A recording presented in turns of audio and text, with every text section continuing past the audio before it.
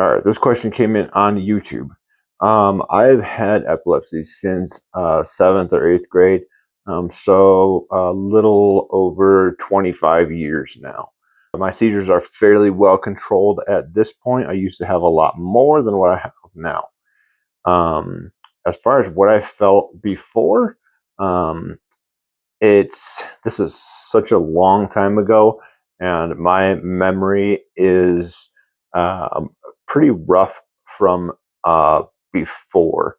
Um, so this is kind of a long, complicated answer to what this is. But as far as what I felt before, I never had a good idea, obviously, about epilepsy.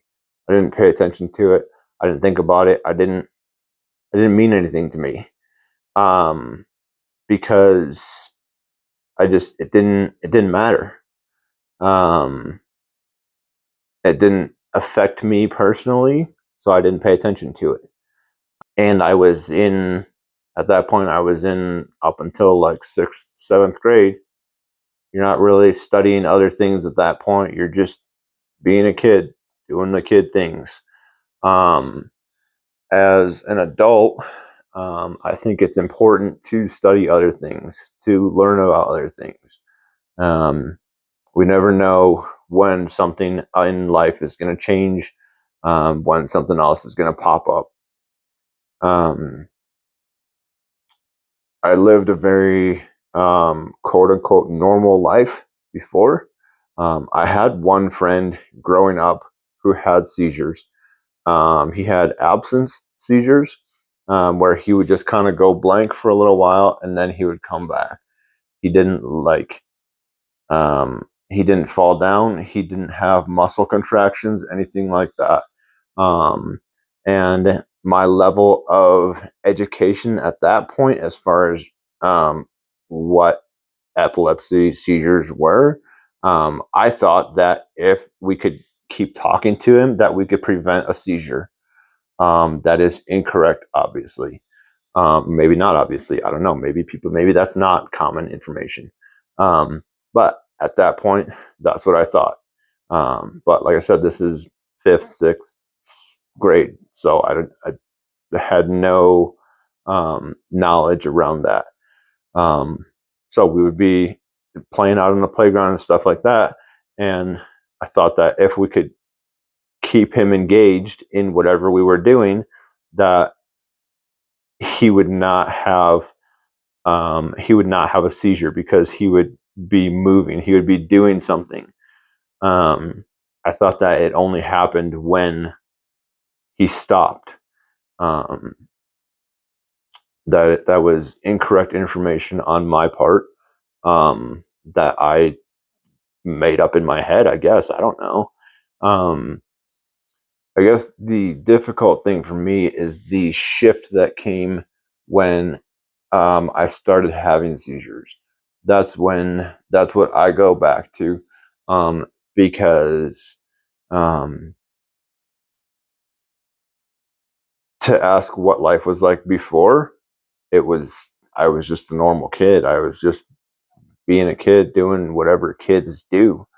Um, and then once I started having seizures, that's when the change happened.